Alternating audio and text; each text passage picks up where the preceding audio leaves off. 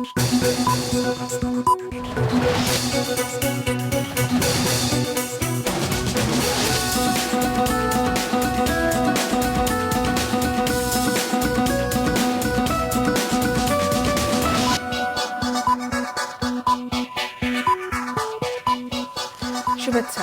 স্বাগত দুপুরের মাছরাঙা সংবাদে। আপনাদের সঙ্গে আছে আমি সাবরিনা হাসনাত। শুরুতেই গার্ডিয়ান লাইফ ইন্স্যুরেন্স সংবাদ শিরোনাম। ব্যাটারি চালিত রিকশা বৈধ করার দাবিতে রাজধানীর ড্যামরা, রামপুরা, মোহাম্মদপুরে বিক্ষোভ, সারা দেশে আন্দোলনের হুমকি। দ্বিতীয় ধাপে 156 উপজেলায় ভোটকাল, বিভিন্ন স্থানে প্রার্থীদের কর্মী সমর্থকদের মধ্যে সংঘর্ষ, ভাঙচুর, আচরণবিধি লঙ্ঘনের অভিযোগ। এবং হেলিকপ্টার দুর্ঘটনায় ইরানের প্রেসিডেন্ট, পররাষ্ট্রমন্ত্রী এবং সহযাত্রীরা নিহত। দুর্ঘটনাস্থলে পৌঁছেছে উদ্ধারকারী দল, ইরান জুড়ে শোকের ছায়া। এবারে বিস্তারিত। চলাচল বৈধ করার দাবিতে রাজধানীর ড্যামরা, রামপুরা, মোহাম্মদপুর সহ বিভিন্ন জায়গায় দ্বিতীয় দিনের মতো বিক্ষোভ করেছে ব্যাটারি চালিত রিকশা চালকরা। তবে আজ মিরপুর ছিল শান্ত। গতকালের বিক্ষোভের ঘটনায় বিভিন্ন থানায় একাধিক মামলা হয়েছে। এদিকে সারা দেশে 27 মে আন্দোলনের হুঁশিয়ারি দিয়েছে অটোরিকশা চালক সংগ্রাম পরিষদ। রিপোর্ট করছেন হাসনাইন তানভীর। রাজধানীতে ব্যাটারি চালিত অটোরিকশা চালানোর দাবিতে সকাল 9:30টার দিকে রামপুরার বেটার লাইফ হাসপাতাল এবং মালিবাগের আবুল হোটেল ও তালতলা সুপার মার্কেটের সামনের সড়ক অবরোধ করেন বিক্ষোভকারীরা। ঘণ্টাখানেক রাস্তা আটকে রাখেন। এতে ওই এলাকার সড়কে সৃষ্টি হয় তীব্র যানজটের। একই দাবিতে ড্যামরা এলাকায় সকাল 10:30টায় পথে নামে অটোরিকশা চালকরা। অবরুদ্ধ সড়ক থেকে আন্দোলনকারীদের সরাতে এক পর্যায়ে পুলিশ সদস্যরা রাবার বুলেট ও টিয়ারশেল নিক্ষেপ করে। ঘণ্টাখানেক পর স্বাভাবিক হয় যান চলাচল। এদিকে রাজধানীর মোহাম্মদপুরের বসিলা ও খিলক্ষেত এলাকায়ও ঘণ্টাখানেক রাস্তা বন্ধ করে অবরোধ করে বিক্ষোভকারীরা। গতকাল দিনভর উত্তপ্ত থাকলেও আজ সকাল থেকেই রাজধানীর মিরপুর এলাকা ছিল শান্ত। 10 নম্বর গোলচত্বর সহ প্রতিটি মোড়ে মোড়েই সতর্ক অবস্থানে ছিল আইনশৃঙ্খলা রক্ষাকারী বাহিনীর সদস্যরা। তবে কোথাও কোথাও চোখ পড়লে ভিন্ন চিত্র পাওয়া যায়। অটোরিকশা থেকে ব্যাটারি ও মোটর খুলে ফেলার কাজ শুরু হয়েছে অনেক গ্যারেজেই। আজকে 3 দিন যাবত বন্ধ হওয়ার পরে 8 থেকে 10টা ব্যাটারি চালিত রিক্সার ব্যাটারি মোটর খুলে আমরা পেট্রোল চালিত রূপান্তরিত করেছি। কি করছো, মানে প্যাডেল লাগাই দিয়েছি। এখন এটা আবার নতুন করে বানাইতে কত টাকা খরচ হলো? নতুন এখন ধরেন 10,000 লাগবে আর কি, 10-12,000। কি কেন করতে বাধ্য হইলেন? কি করবো, এখন প্যাডেল ট্রাই করলাম আর কি। এদিকে অটোরিকশা কম থাকায় বাড়তি ভাড়া গুনতে হচ্ছে যাত্রীদের। ভাড়া বাড়ছে বলতে বাড়তি তো কেউ দিতেছে না, 10-5 টাকা বাড়ায় ছায়া নেওয়া লাগে আর কি। আগে তো অটো চালাতাম, ভালো থাকতাম, পিক আপ মারতাম, দৌড় দিতাম। এখন তার পিক আপ না, নিজে মাইরা যেতে হয়। আমরা অটো চালাই, আগে চালাতে পারতাম না, এখন আরামে চলে রিক্সা। আগে তো বাজার থেকে 30 টাকা গেছে, এখন তো 50-60 টাকা চা। ভাড়া আর কই বেশি চাইতেছে? এই যে আমরা তো অটোটা দেয় 20 টাকা, আঙ্গরে দেয় 30 টাকা 40 টাকা, আমরা তার 50-60 টাকা চাই না। বাসায় বাজার নাই, কিছু নেই, বাইরে দিয়ে আছে, রুম ভাড়া লেগে বাড়িলা চাপ দিতে আছে, কষ্টের বিধান চালাইতেছে স্যার, কি করবো, উপায় নাই তো। অটোরিকশা চালকদের গতকালের বিক্ষোভের ঘটনায় মিরপুরের 3টি থানায় 4টি মামলা হয়েছে। আসামি অজ্ঞাতনামা প্রায় 2,500 মানুষ। অভিযান চালিয়ে আসামিদের গ্রেফতার শুরু হয়েছে বলেও জানিয়েছে আইনশৃঙ্খলা রক্ষাকারী বাহিনী। হাসনাইন তানভীর, মাছরাঙা সংবাদ, ঢাকা। এই ব্যাপারে সবশেষ খবর জানাতে রাজধানীর ড্যামরা স্টাফ কোয়ার্টার থেকে সরাসরি যোগ দিচ্ছেন আমাদের সিনিয়র রিপোর্টার নুরুন নাহার উইলি। উইলি, আপনি তো স্টাফ কোয়ার্টারে আছেন, তো সেখানকার পরিস্থিতি কেমন দেখছেন?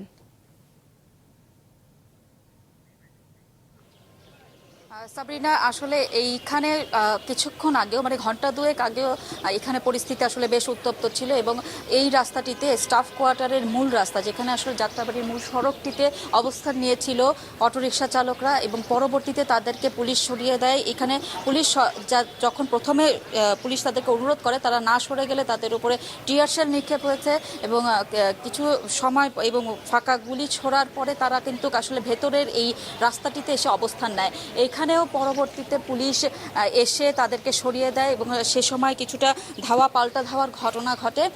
সাবরিনা, এই জায়গাটিতে কিন্তু প্রায় 200 অটো চালক এসে জড়ো হয়েছিলেন এবং এই রোডটিকে বলা হয় যে ঢাকা শহরে সবথেকে বেশি অটো এই রোডটিতে চলে, কারণ এটি আসলে একটু ঢাকার ঠিক প্রবেশ মুখের রাস্তা এবং এখানে আসলে বিশাল জনগোষ্ঠী থাকা, এখানে অটো সংখ্যা এবং ইজি বাইকের সংখ্যাটা একটু বেশি।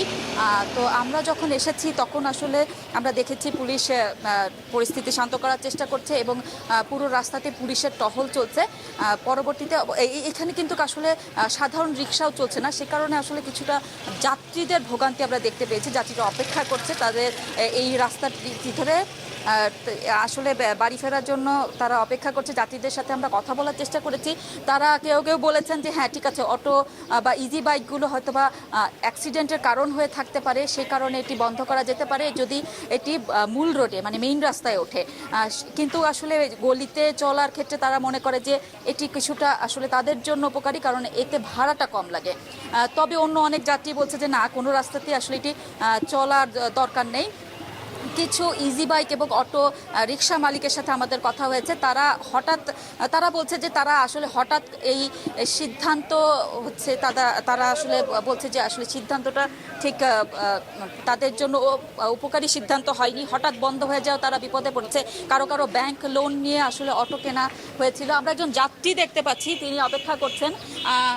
আজকে তো এই রাস্তায় আসলে অটো রিক্সা নিজেরাই বন্ধ হয়ে গেছে, কোনো অসুবিধা করেছে? হ্যাঁ, অসুবিধা। যদি সরকার এটা বৈধ করে দেয় আমাদের জন্য চলাচল করতে ভালো হবে। সরকারের কাছে আমার আবেদন, সরকার এটা যে নিজের দায়িত্ব নিয়ে এটা চলাচল করে দেয়। কিন্তু এটাতে তো অনেক অ্যাক্সিডেন্ট হয়ে থাকে। অ্যাক্সিডেন্ট এটা মনে করেন যে 17 জন ড্রাইভারটা দিব তো অ্যাক্সিডেন্ট হবে না। 17 জন ড্রাইভারে দিলে অ্যাক্সিডেন্ট হইবে না, বুঝে চালাইবে। আমরাও চাইতে এখন তো আমাদের 10 টাকা ভাড়া আমার 30 টাকা নিতে আছে, 40 টাকা নিতে আছে। আমাদের তো এই সম্ভব না, আমরা গরিব।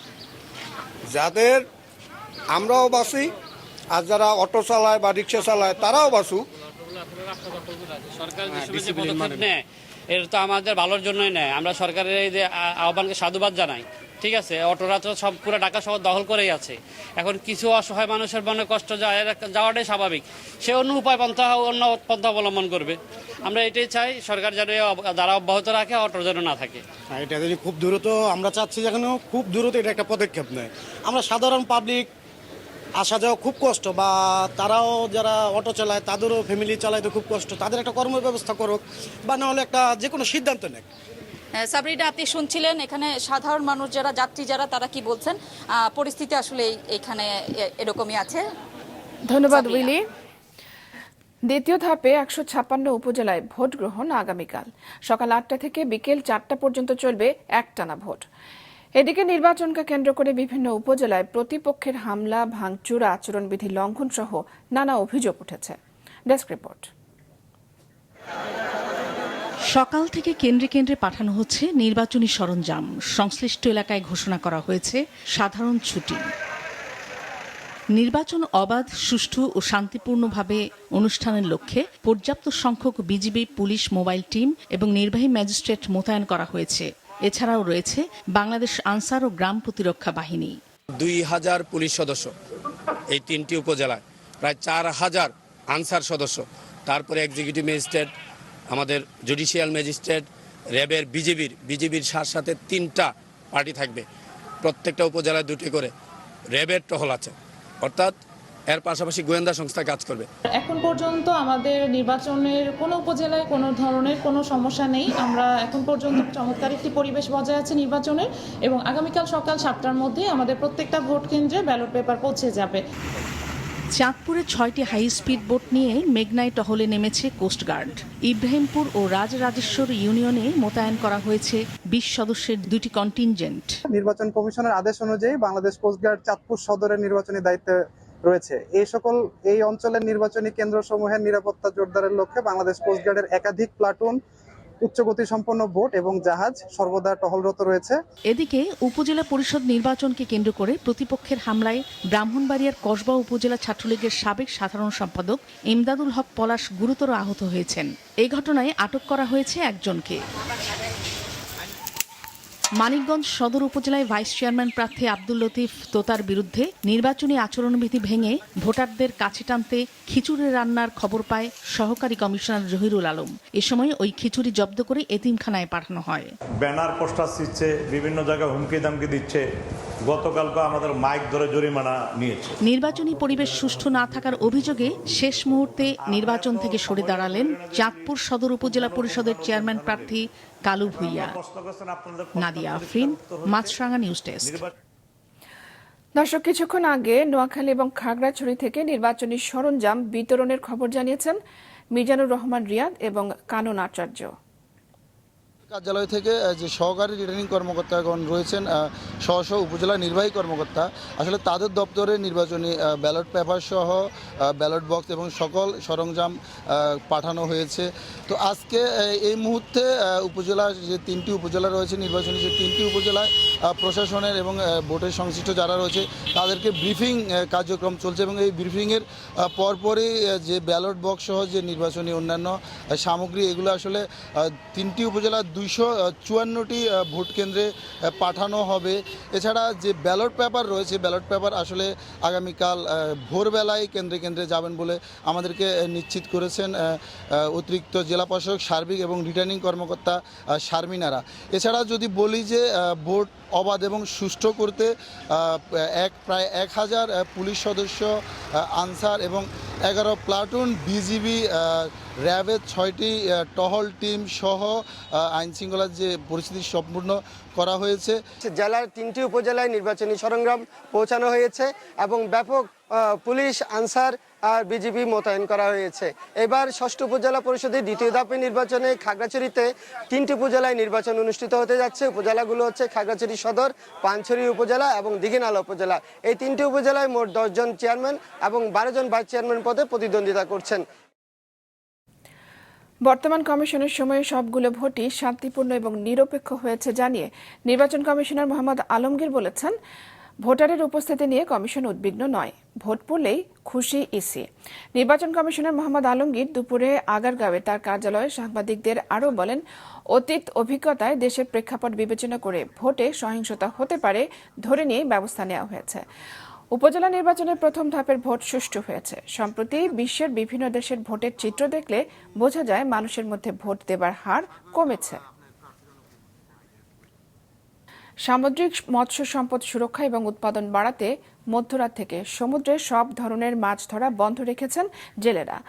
তবে এই সময়টাতে পাশের দেশগুলোতে মাছ ধরায় নিষেধাজ্ঞা না থাকায় এই দেশের জলসীমায় ফের অন্য দেশের জেলেদের অনুপ্রবেশের আশঙ্কা করছেন তারা।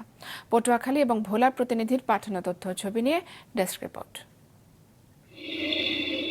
বছরের বিভিন্ন সময় সুযোগ পেলেই এদেশের জলসীমায় এসে অবাধে মাছ শিকার করেন পাশের দেশের জেলেরা। এজন্য বেশ কয়েকবার মাছ ও ট্রলার সহ আটকও হয়েছে তাদের অনেকে। দেশের জলসীমায় মাছ ধরায় নিষেধাজ্ঞা থাকলেও পাশের দেশের জন্য তা প্রযোজ্য নয়। এ নিয়ে তাই চিন্তার ভাঁজ এদেশের জেলেদের চোখে মুখে। দেশের বুট বইয়া থাকে, ভারতের বুট ডেলি বাই ডেলি ফিশিং করিয়া যাইতে আছে, এরা মাছ ধরিয়া যাইতে আছে, সেগুলিকে কি অভিযান নাই? তাহলে ইন্ডিয়ার বোট বাংলাদেশে ঢুকে হাজার হাজার কোটি টাকার আমাকে সম্পদ হেরা ধরিয়া লিয়ে যাইতে আছে। আমরা মাছ ধরি না, অন্য দেশে যে মাছ ধরলে যে লাভটা হয় কার। এখানে বড় ধরনের একটা ক্ষতি, যার ক্ষতির প্রভাবটা আমরা আড়তদার বা পাইকার এই সংশ্লিষ্ট যারা আছি সকলের মধ্যে পড়ে।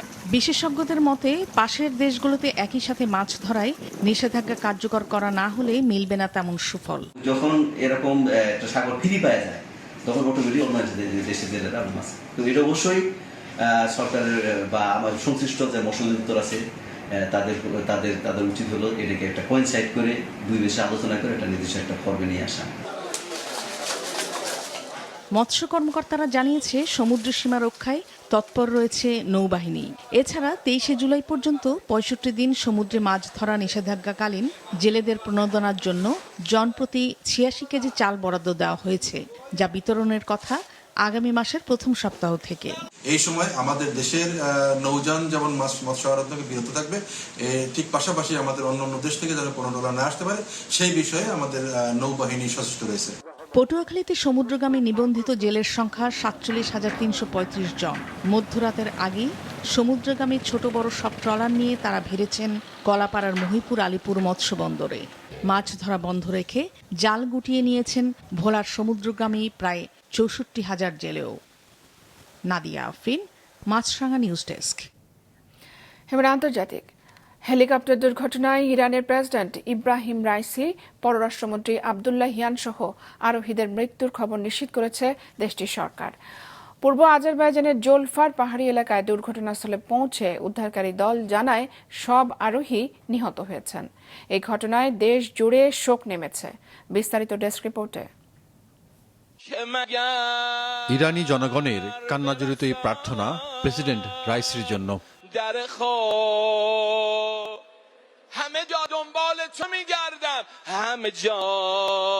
হেলিকপ্টার বিধ্বস্তের পর ঘটনাস্থল থেকে ভালো কোনো খবর আসছিল না, কিন্তু আশা ছাড়ছিল না জনগণ।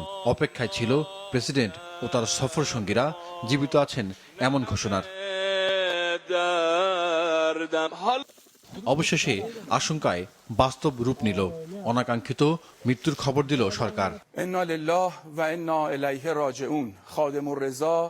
خادم جمهور ایران آیت الله دکتر سید ابراهیم رئیسی رئیس جمهور اسلامی ایران در راه خدمت به مردم به درجه رفیع شهادت رسید।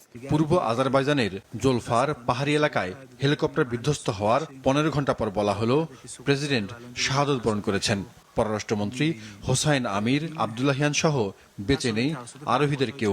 নিহতদের মধ্যে আছেন পূর্ব আজারবাইজান প্রদেশের গভর্নর মালেক রাহমাত, এই প্রদেশের ইরানের সর্বোচ্চ নেতার মুখপাত্র আয়াতুল্লাহ মোহাম্মদ আলী আল হাশেম।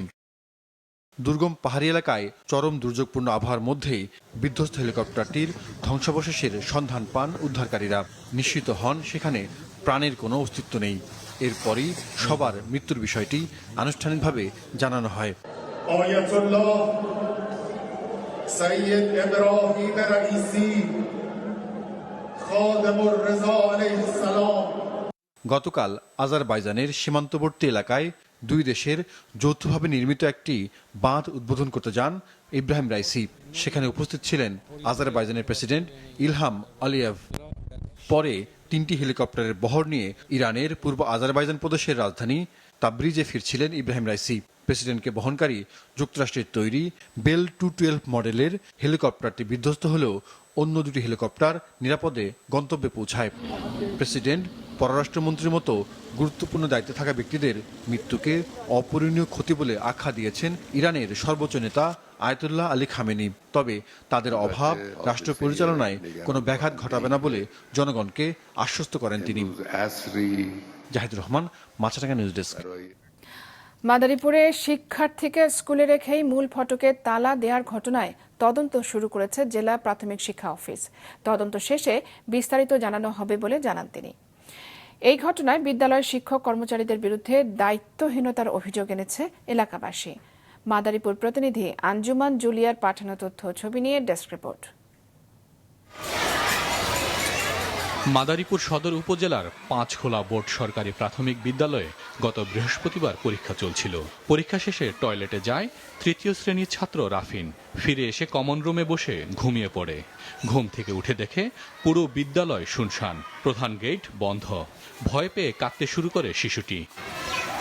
বিদ্যালয়ের পাশের এক দোকানি কান্নার শব্দ শুনে এগিয়ে যান। ভেতরের বারান্দা থেকে শিশুটিও তাকে ডাকাডাকি শুরু করে। পরে তালা খোলার ব্যবস্থা করে ওই দোকানি। 6 ঘন্টার মতো স্কুলে আটকে ছিল শিশুটি।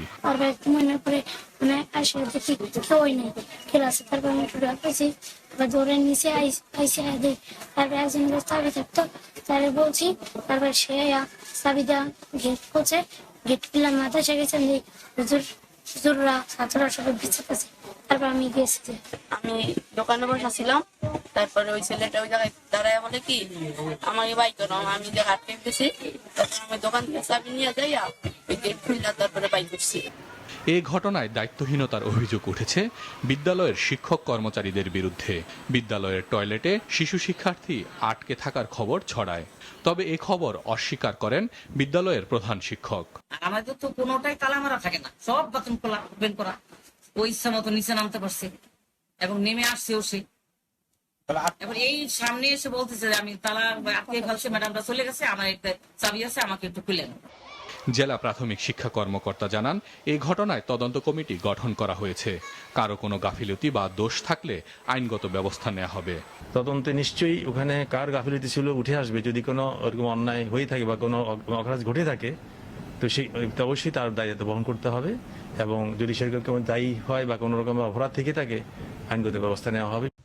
বাবা নুরুল হক মারা যাওয়ার পর রাফিনের ঠাঁই হয় মাদারীপুর সদর উপজেলার পাঁচখোলা হাজী নওয়াব আলী খান শিশু নিবাসে। সেখান থেকেই প্রতিদিন বিদ্যালয়ে পড়তে আসে। মাছরাঙা নিউজ ডেস্ক। এবারে খেলার খবর। ইংলিশ প্রিমিয়ার লিগের শেষ দিনে ওয়েস্ট হ্যামকে ৩-১ গোলে হারিয়ে চ্যাম্পিয়ন হয়েছে ম্যানচেস্টার সিটি। এ নিয়ে টানা ৪ মৌসুম লিগ শিরোপা জিতল সিটিজেনরা, যা একটি রেকর্ড। শেষ দিনে ম্যান সিটি ড্র করলে শিরোপা ঘরে তুলত আর্সেনাল, কিন্তু কোনো ভুল করেনি সিটির খেলোয়াড়রা। আধিপত্য দেখিয়েই ওয়েস্ট হ্যামকে হারায় কোচ পেপ গার্দিওলার দল। এবারের মৌসুমে সর্বাধিক ২৭ গোল করে গোল্ডেন বুট জিতেছেন ম্যান সিটির স্ট্রাইকার আর্লিং হাল্যান্ড। আর মৌসুমের সেরা খেলোয়াড় হয়েছেন ম্যান সিটির আরেক তারকা ফিল ফোডেন।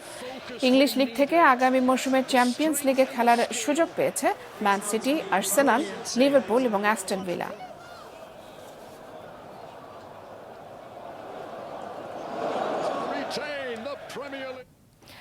দুপুরের সংবাদ শেষ করছি। যাবার আগে গার্ডিয়ান লাইফ ইন্স্যুরেন্স সংবাদ শিরোনামগুলো জানিয়ে দিচ্ছি আরও একবার। রাজধানীতে এখনই বন্ধ হচ্ছে না ব্যাটারি চালিত অটোরিকশা। 2 দিন বিক্ষোভের জেরে কিছুক্ষণ আগে জানালো সরকার, তবে বন্ধ থাকবে 22 মহাসড়কে। দ্বিতীয় ধাপে 156 উপজেলায় ভোট কাল। বিভিন্ন স্থানে প্রার্থীদের কর্মী সমর্থকদের মধ্যে সংঘর্ষ, ভাঙচুর, আচরণবিধি লঙ্ঘনের অভিযোগ। এবং হেলিকপ্টার দুর্ঘটনায় ইরানের প্রেসিডেন্ট, পররাষ্ট্রমন্ত্রী এবং সহযাত্রীরা নিহত।